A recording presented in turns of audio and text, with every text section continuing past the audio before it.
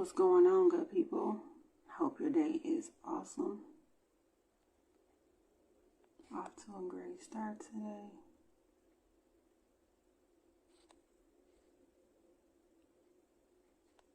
I am just adding people to invites.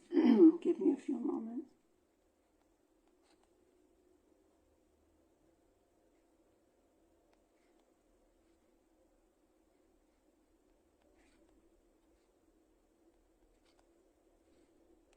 Hope y'all Wednesday is off to a good start. It is Wednesday, right? Yeah. It has been a super busy week, but I am blessed and thankful because it has been productive. So today we're going to talk about mental health. Of course, we have a special guest, a professional, coming on today who does work within the community. He has his own clinic, and once he comes on, he'll definitely give us some details on what he does and what he specializes in. So I'm just still inviting people. Make sure y'all invite people as well. For those who don't know me, my name is Rika Styles. Welcome to the podcast. This month's special is in regards to mental health.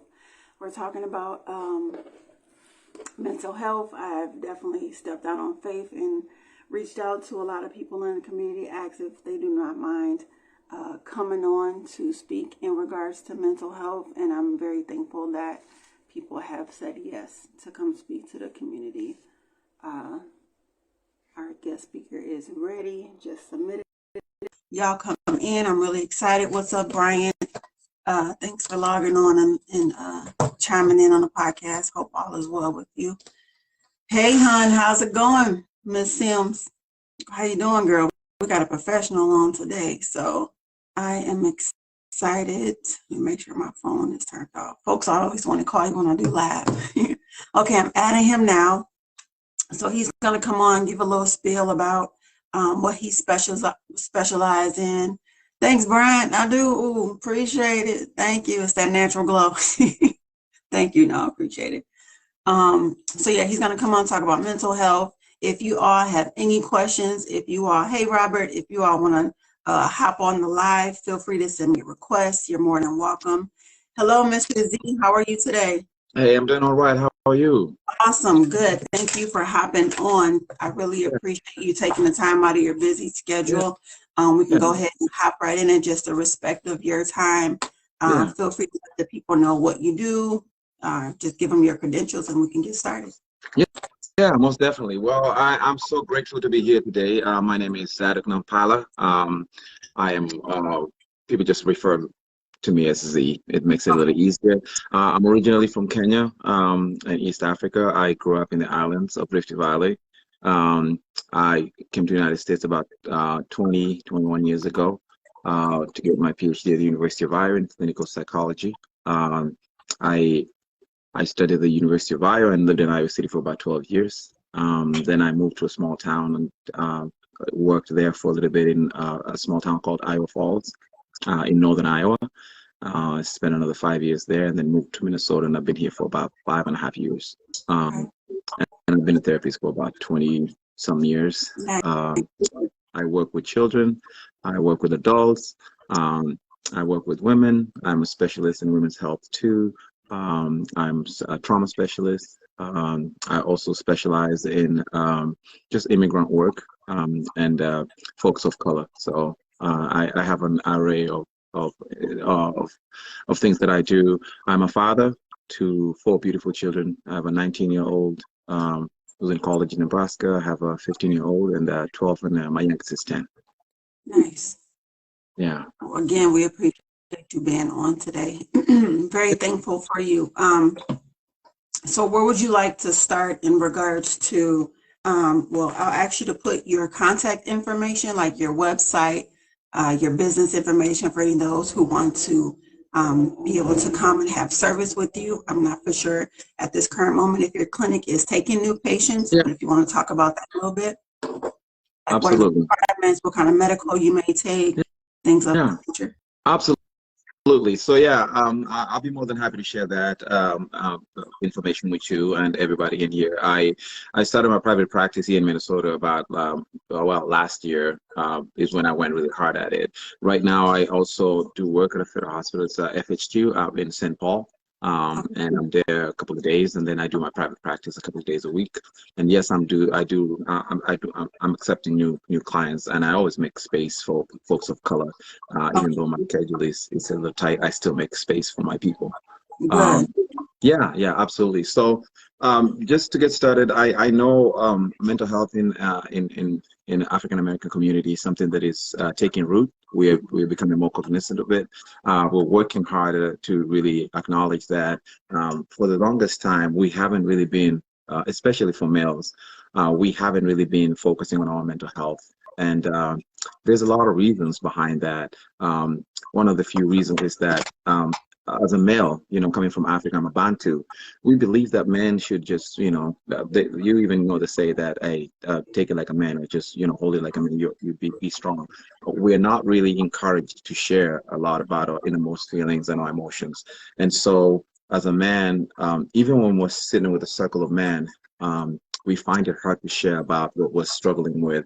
And then that becomes manifested in other ways. Sometimes it can come out as arrogance, it can come out as violence, it can come out as being withdrawn and isolated, involving ourselves in deviant behaviors that can cause troubles not only to ourselves, but our families. And so we hold in and bottle it. And there's nothing as manly as that. That's the theory from back in the day. I grew up we're a warrior family, and we are always encouraged to, as men, once you get circumcised, we have rite of passage. Once you have rite of passage, after circumcision, you are supposed to not cry. So you're not supposed to shed a tear, and that shows that you're a real man. And science and studies have shown how that can be very detrimental to anybody's mental health. And so, looking at that background right there from our ancestors to where we are today, men haven't really had a whole lot of opportunity to share how they feel and their emotions. Things are changing. Like I say, things are taking a different route now. More and more people are opening spaces for men to share about their feelings and their emotions. I don't think there's enough people like me who are providing care, but there is a number of people coming up. We have Black male forums, we have Black therapists, male therapists that we get together and try to encourage one another. I'm a professor. I work at a couple of universities, and one of the things that I do is really gear my mentorship towards Black males to get into this industry and help our own people. It's easier when you see somebody who looks like you, who might have similar experiences, talk to you about things that you might be suffering from. And so for me, coming from a warrior to the point whereby I can open up and share about my own feelings, I feel like it's really put me at a very special place, because people, they almost find me legit because they know we hold back, we hold in. And so the fact that I can come here and talk to them, they can understand that, well, this person maybe he might get it. So I take that as a leverage that I use. And I apologize if I talk too much. You can stop me at any time and ask any questions. You can ask questions. You're saying a lot of good information there. I am right, and I'm not ignoring you. There are some things when you speak, I hear stuff. So I do want to start off again by thanking you for being on here. Definitely appreciate it.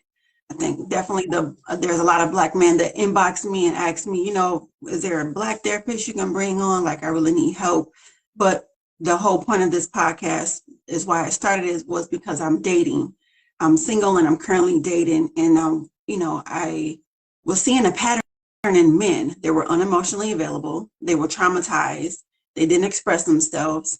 And so I was like, let me take this to social media. Like, is anybody else dealing with these things when it comes to dating from a woman's perspective? And it was great conversation that came about of it.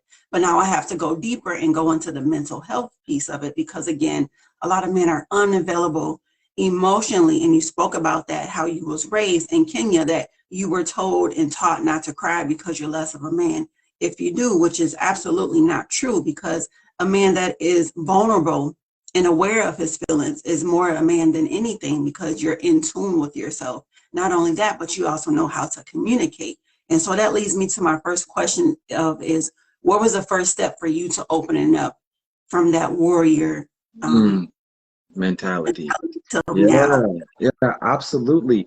You know, I grew up with I grew up with my grandmother, and Mm-hmm. my uncles were pretty violent people, and my family was affected a lot. I personally don't drink or don't smoke, just because of the fact that I know the limitations that that brings in my family. It's genetically ingrained in my blood.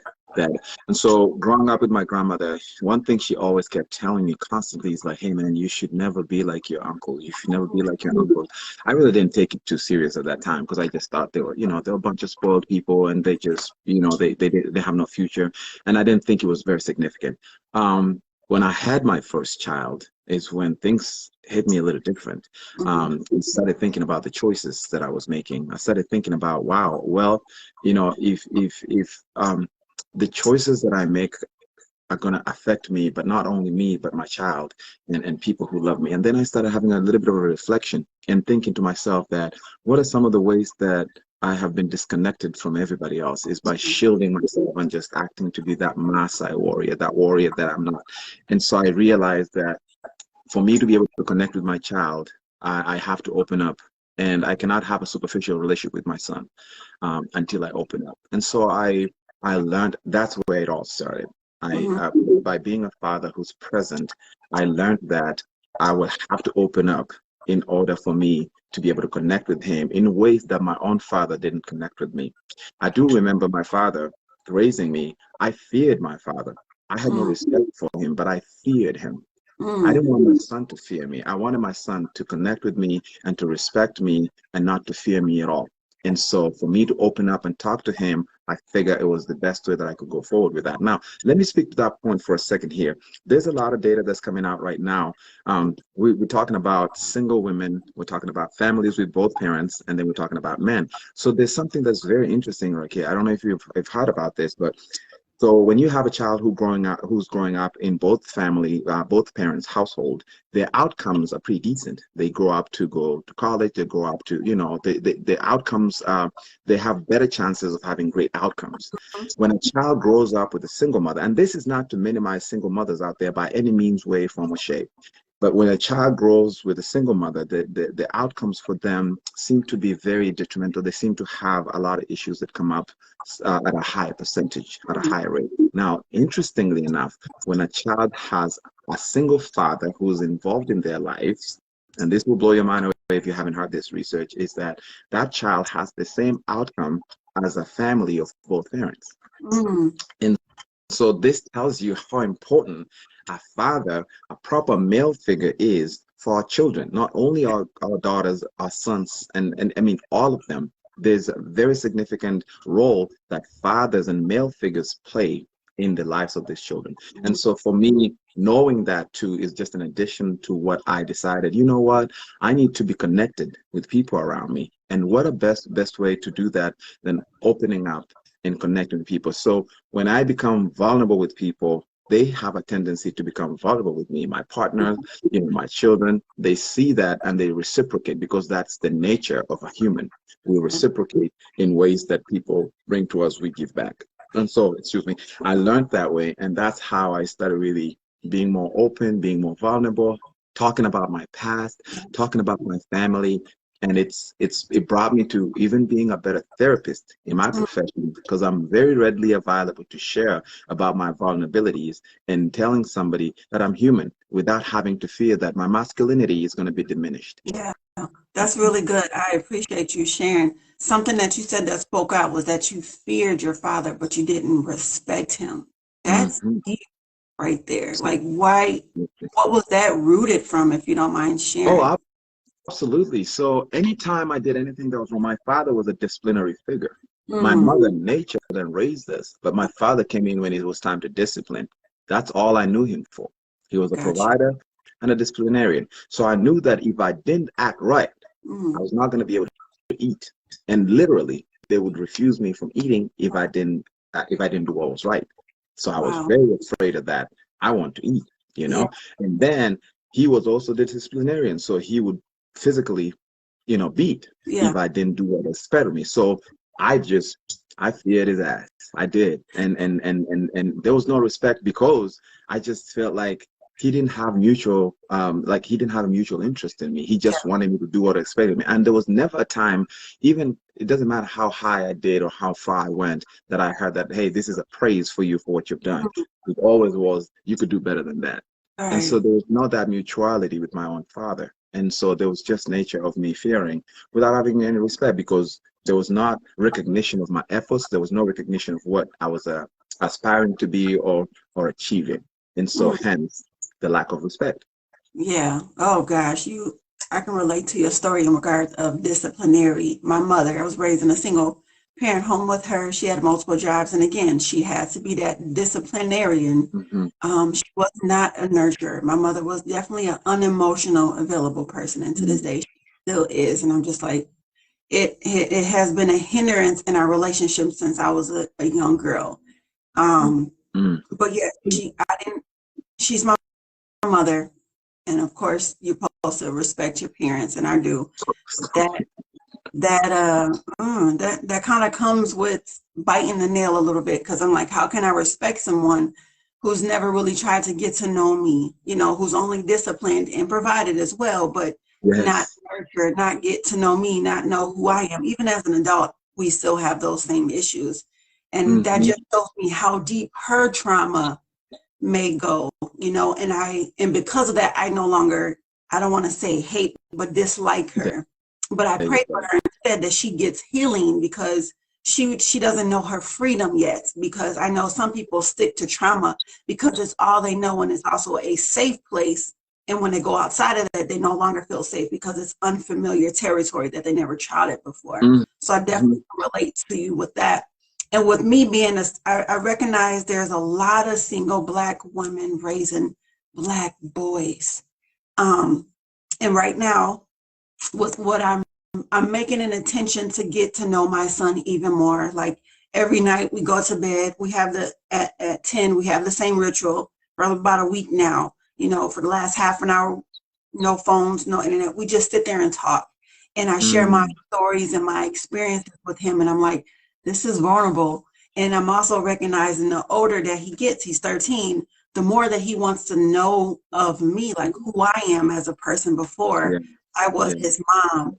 Yeah. Because, we raise kids up, we tell them what to do, but now he's at a point he wants to know who I am. And I'm like, okay, I feel touched by that. Now I Yeah. feel there's a deeper connection happening. Like I'm not only the disciplinary, I'm not the only one that provides now. He's getting to know me, and we're sharing vulnerable moments with each other. Absolutely. And so there's something I want to ask you. I don't know if you can really answer this, but as to me and my other single Black mothers who are raising Black boys, what advice would you give us to make sure they have the materials and the things that they need, as far as like maybe getting them into the group and Absolutely. mentor, things of that nature, like to Absolutely. make sure So, they yeah, and this is me speaking from a place of humility, because I'm not a single Black woman, right? And so I'm speaking from a place of humility coming in here, and I would tell you for a fact, you did ask for talking about attachment theory. One of the things that I would tell you there that is so important for our Black boys that single mothers can learn is creating that secure attachment with their children in the absence of a proper male figure. I'm telling you, there's nothing as important as what you're doing with your son every night, sitting there with him and telling him stories like that. That's a child who's going to develop a secure and healthy attachment with you. Now, the other thing that is so important that sometimes we fail to realize is that the people we entertain really determine how our children are going to be entertaining females or women, so to speak. The people you entertain into your life, they're watching you, they're seeing what you do and hearing the things you say. And as soon as they see that, that's how they're going to learn how to interact with the rest of the world out there. As a single mother, you have a powerful tool at hand, helping your child or your son learn how to respect women, learn how to be a gentleman, learn how to be a great father Mhm. right there. And you can do that if you follow simple rules by yourself and set things, and even ask your son, what kind of people would you like to see in our lives? Yeah. If you were at my place, who would you like to be around? And you will be very, very impressed by how a 13-year-old can articulate the kind of people they want to be around. And so talking to your child about this as you connect with them, and also understanding that there it doesn't necessarily have to be the biological father that's there present. There are a lot of people, like even me, I am mentoring a number of Black male boys out there who are growing up in a single household. So their mothers have found an effort to talk to me and say, hey, I just want you to see him half hour a week. And so finding opportunities for your child to have that healthy male relationships, encounters. It could be within the family, it could be with the cousins, it could be, but you have to be the person who's in charge of knowing that, okay, I'm looking at this person's characteristics, attitudes, values, and principles before I introduce my child to them. And I have to check in with my child consistently to know how they're viewing these people. You know, but just to start with the most basic things that you are doing, Ricky, is that being close with your child and just letting them know that, hey man, you're not a baby anymore. I am going to treat you as equal and really talk to you as somebody who I want you to learn from me. So state as basic things that a mother could do for their son. If I got that from my mother, I think things would have turned a little differently, a little sooner for me, you know, because mothers have a powerful influence in our lives. Powerful. The Oh, yeah. boys, you have Yes. powerful influence on our lives and how we interact not only with the other boys, but with the women in our lives. Yes, that's good. Thanks again for sharing. Yeah. You brought up some valuable stuff. So I do want to, I'm not getting paid for this, but last week on my podcast, I mentioned this book, Attachment Theories. If y'all can see that, it's a really good workbook. It let me know what my attachment styles were. And I was just like, oh my God, this book is reading me to the T. It shares the different attachments. I really encourage you all to get that book. I'll drop the link in the comments or whatever after the live. You also talked about women and how they introduce males. And I'm a very protective person, especially about people I love and care about. So for me to bring someone into my home, like, you really have to be special to me. Like, there has to be great things about yourself that I see for me to even bring you near my home. And that's something I have not. I've been in my place for about 7 years, and I had about a handful of people in my house, and that's including family.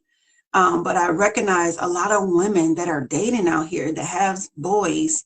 They just bring any and every man into their homes and introducing them into their children. And I was like, that is so unhealthy, because I'm like, look what you're teaching your son. And even single men who are raising young girls, if they keep bringing all these women in, what are you teaching your children at the end of the day? For one, people can come and go inside your house.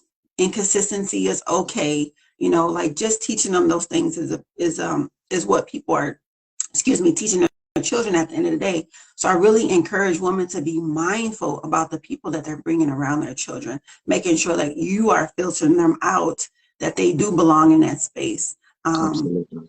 And even with the last guy, it took a while, and I was just like, I'm not comfortable, even though we met in a public environment. Like, my anxiety was through the roof, and because I was not yet comfortable with my son bringing him, because I'm like, is he going to be around for a long time? Yes, we're still friends, but is he going to be around for a long time? And if not, I don't want to introduce my son into him, because he's had an inconsistent father when his father was around and was alive.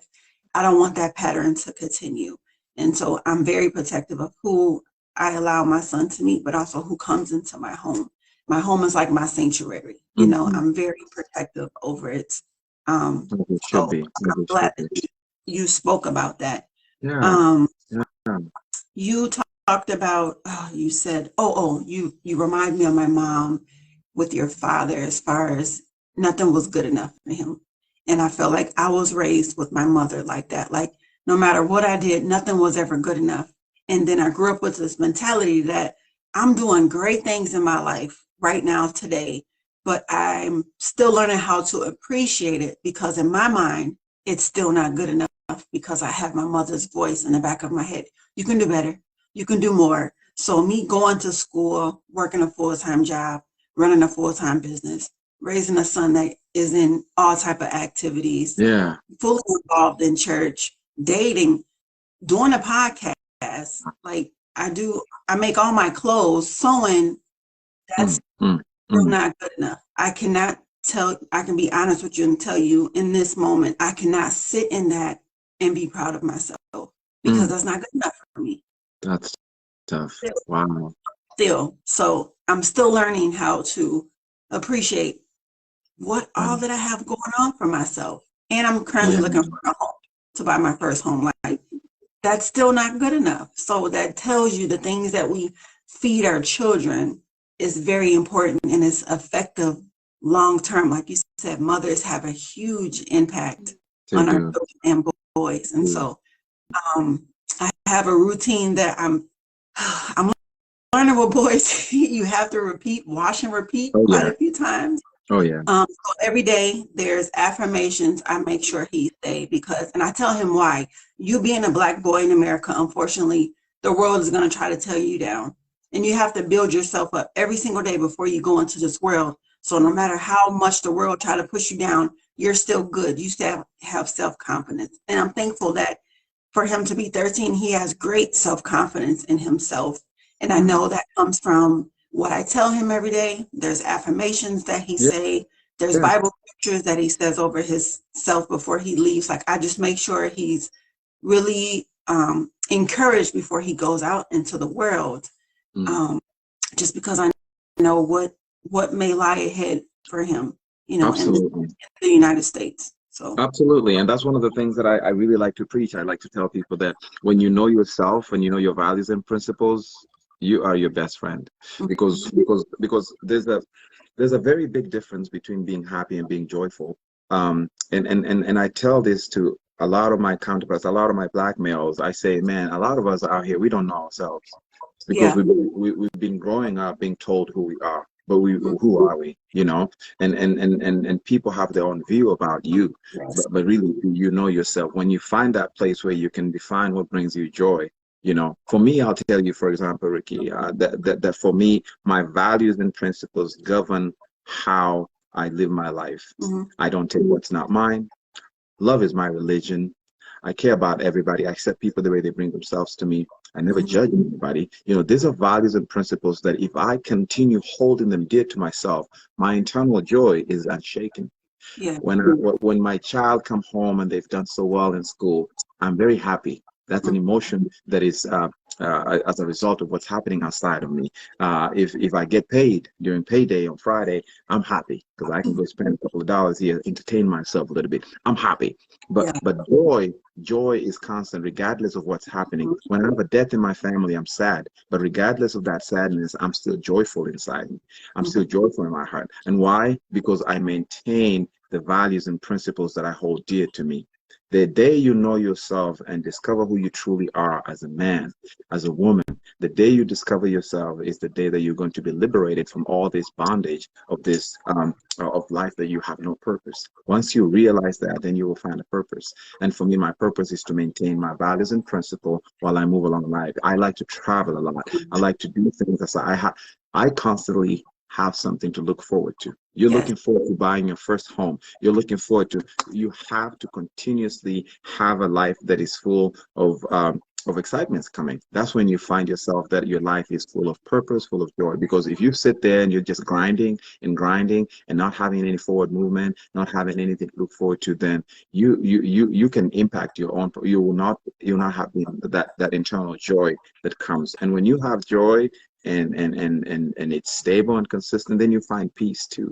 And so there's a lot of things out here. People sometimes just focus on things that will bring them happiness for a moment. But remember that there's that joy that is consistent regardless of what's happening in your life. And if you can maintain that, then you're living a purposeful life. And that's what I can really say for men out there listening or watching this. That's really good. That is really good. I took a pause on dating just because I'm like, I really need to refocus back on myself. And I've been like my energy has like gone from like 20 to like 80 because, like you said, I've set goals every day. I look forward to doing those goals. When I achieve them, it's great. Like when I truly have something to look forward to, I'm like, let's get it, let's go. There's no limitations. Like even my faith level is up. How I speak is even more up. Like I'm always an exalter. Like I'm always speaking great things, whatever. But this time around, I feel way more confidence. Like I'm feeling comfortable to advocate for myself. And I know that's because I'm doing the work to also raise the young girl that was broken and had need healing from trauma. I'm taking her alongside with me, and I'm like, we can advocate for anything. We can talk about anything. We can ask for anything. We can speak about anything. Like, let's go, let's get it. And now it's like I have now mixed with that adult force, I have this child force, and it's like bonding together, and we're like superheroes over here is the way I can put it. But it's like I'm finding a new me. I'm giving my younger self a voice, and it's just adding to the grown woman that I am now. It's not allowing people to walk over me or take advantage of me or to use me in a way that's beyond what it's supposed to be used for. And I'm really thankful for the season that I'm in right now. And I'm grateful for even the bad things that I went through, because I take all that, I take the good from it. And not really look at the bad, but what can I do better? What did I learn from this? What did it teach me? Because I also recognize we attract what we are. And so the last guy I was dating, 2 guys ago I was dating, he was very inconsistent. He didn't know himself. And not to bash him, but I really recognized that I was inconsistent. It was, so all the things that I recognized with him, it was myself. And it was so much easier to forgive him. Like, oh yeah, he was consistent, he was a liar. And I was like, well, you inconsistent, you a liar. So it caused me to not only forgive him, but forgive myself.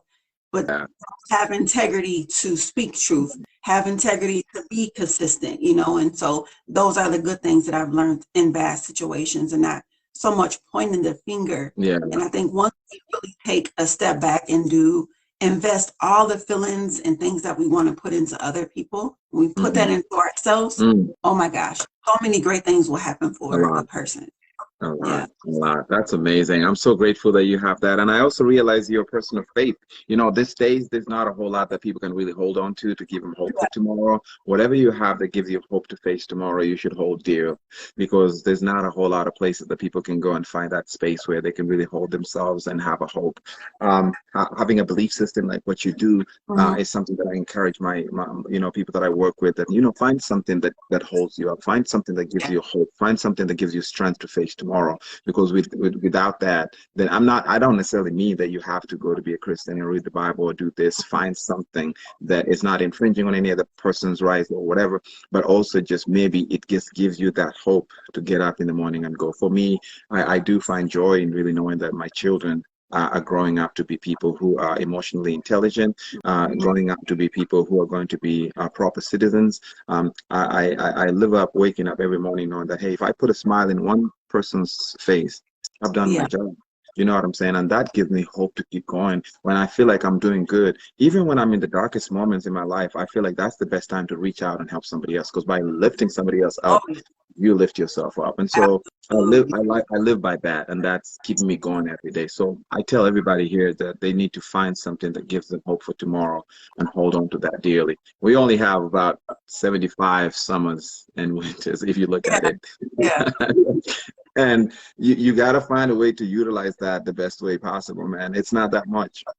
It's not that much, and you don't want to wait until it's too late. Definitely true. I don't know if you have a few more moments to talk about. I know you said you really enjoy that your children have emotional intelligence. Like, where did that birth from? Where did that start from? And then, if you don't mind talking about a secure attachment, which is the most healthiest attachment, like what does that look like? Yeah. So for my children, I'll be brief for that to empower, but for my children, I can tell you that emotional intelligence is something that's so big for me. When I came to the United States, I realized how people are individualized.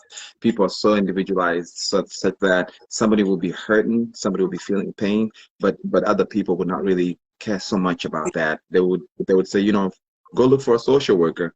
Well, apply for disability or this and that. There's always something. Or get a pill. There's something that will fix that. And so people have been separated, and even the social capital of this country is going down. Anytime you're walking across the street, say it's 5 in the evening, it's getting a little darker, you see somebody coming this way, the first thing that goes in your mind is negative. It's like, I wonder what they're up to. It shows you how much social capital we've lost. We don't really have that social nature, and people just assume the worst of the other person.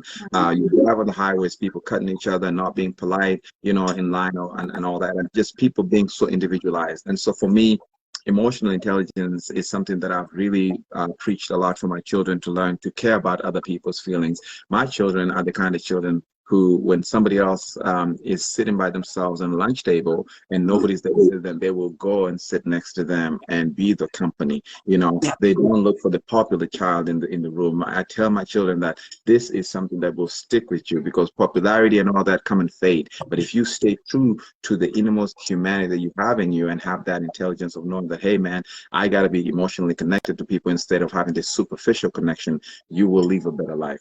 And so I keep instilling that on my children, that emotional intelligence is something you can't learn from school. It's something that starts at birth, and I teach it from home. It's a lifestyle, it's a character. And so I want my children to grow up with that, because I know they're not going to learn that at work. They're not going to learn that at school. And they will have peace and easy way when they go to work and somebody is being awful to them. They will know that it's not me who's bad, it's them. Yes. Because when you have high emotional intelligence, you don't take everything personal. You know that the other person might be struggling. Maybe they had a tough childhood. Maybe they had this and that. Because of your emotional intelligence, you don't interpret things inwards. You take it out. And so, yeah. So that's one thing that I do with my children. I hope that answers your question. It does. It does. Again, I appreciate you jumping on. If you can put your contact information in the chat so people can have it. And then once the live is done, I'll also put it in the description as well. Again, I appreciate you hopping on. Yeah. Most definitely. I hope this is just the beginning. I hope to continue serving people and understanding that we can keep going on this. So, and the fact that this is recorded and stays, I think it's good, so we can share with our families and friends and all that. Absolutely. Thanks again. Thank you for Dr. Z. Give a round of applause for Dr. Z. Thank you for being vulnerable with us. Enjoy your day. All right. Thank you so much. You too. Bye for now. Bye. All right. All right. Man, that was a good session, y'all. Like, oh my God, that was so freaking powerful. Like, I wanted to go. There was so many things that he was talking about that I want to go further into, especially with women dating, having men around your kids. Like, be cautious of that. What does that show you?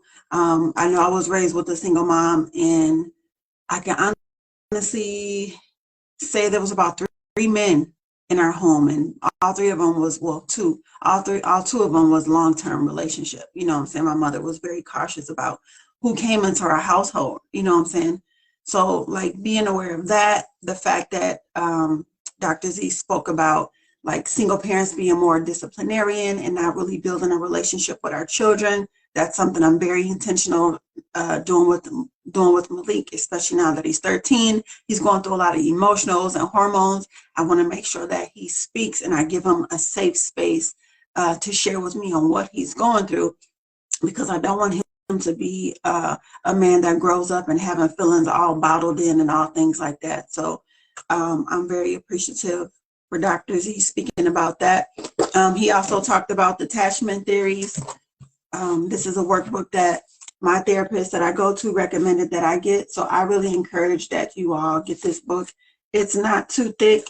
And how it works is there's a quiz in the beginning of it for you to understand what your, to figure out what your attachment theory is. And then you go to that section. So I have an avoidant attachment style. So I don't know if y'all can see that. Avoidant attachment style. So whatever your test comes back, that's the chapter you will focus on and study, because there's different questions and different scenarios that you can do. There's information on, like, what makes you feel avoidance, like it's an avoidant inventory check. So I don't know if y'all can see that, but there's like a whole list of words that I circled as far as in regards to what makes me like go in my shell and want to be avoidant, you know, with people or whatever. So I think getting this book will help out a lot of people. Something I also shared in the podcast was just, I just feel so liberated as a woman because I'm evolving, I'm growing, I'm doing the necessary works it takes to become a better person overall. But not only that, or why I feel liberated is because I'm taking my healed or the woman that's healed. Now I'm able to reach back in love and give the younger me who was traumatized and hurt and molested and raped and neglected and abandoned. Now I'm raising her up. Now I'm feeding her. And so, like, you know, I'm allowing God to deliver her. I know that sounds weird, but there is a younger self in each and every one of us, whether you was raped at 5, you will look at life from that 5-year-old perspective for the rest of your life. And until you heal that 5-year-old or 7-year-old, whatever age trauma has happened to you, your perspective in life will always come from that perspective. And your adult self will take actions to protect those things from happening. So I've been embracing her. I call her Riri. I've been embracing her. I've been taking her up every day and just letting her know, giving her affirmation, lifting her up in prayer, letting her know every day with affirmations that she is beautiful, that she is safe, that she is protected. Like, I really pray and speak the word of God into to her and over her life. And that just makes me feel so liberated that I'm becoming a whole, you know what I'm saying? And so he talked about emotional intelligence. Dang, I don't have that book in front of me. But a couple of podcasts ago, I put a book up in regards to emotional intelligence. Again, you can do a test in that one to see where you are emotionally, how emotional intelligent you are. Like, you know, you are frustrated and angry, but do you know why you are frustrated and angry? And do you know how to express that? Like, those are very important things to know. So in the book, it's called Emotional Intelligence, and I'll most likely put it in the description for you all. And then there's an episode on Hulu. Oh my God, it's a series called Unprisoned with Kerry Washington. And it is such a good series because it talks about the different attachment theories on how her picker in regards to dating men have been bad because she has picked the same men that her dad has betrayed. A man who's never there, and a man who's never provided, a man who's very inconsistent, a man who will not commit. And she was like, well, why do I keep picking these guys? Because she has her younger self, has unhealed wounds that needs to be healed at the end of the day. So I encourage you all to watch that on Hulu. It's called Unprisoned. And again, she brings her young self along with her to heal, but also vent. And then another book that I read is quick little thin read. This one is called Healing Your Inner Child and Yourself for a Life. This is a really good book. I don't know if y'all can see that or whatever, but I'll put it in the chat. It's a really quick read book. So the first time I read it, I just read it, took everything in, and then I'm reading it again so that I can just like study it. There's exercise in here that you can do to begin to recover and heal your self-esteem of your younger self. And so, man, I just really encourage you all on today to do self-love. All the energy that you want to put into a relationship or other people or a job, put it back into yourself, and you will just begin to see life in a whole different perspective. And you would be like, why didn't I do this so long ago? Why? But I enjoy talking to y'all. Thanks again for Dr. Z hopping on. It looks like he put his information in the chat. Again, he does a numerous of things. He mentors. He's a therapist. He takes on people of immigrant status, refuge status. So just reach out to Dr. Z. It's a resource usually for y'all to use. That's why I'm bringing people on here for March, which is Mental Health Awareness Month. I love you all. I hope you all have a great day. Share this broadcast with somebody. Like, share, and subscribe to my YouTube channel, Rika Styles 7720. And y'all have a good day. And remember, be bold, be blessed, be beautiful. Most of all, be you. Good day, good people.